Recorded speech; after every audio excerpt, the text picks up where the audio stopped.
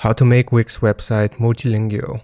So here I'm inside the Wix website editor and we want to click on settings, and near the bottom you will see this multilingual page or button. So if we press it, then it will ask us to confirm our website's default language. So it is English for me. If we confirm the default language, then it's going to take us to this page right here, and choose a language and a flag to represent it on your site. So right here we can choose the different languages. I'm going to do my own country's language and flag.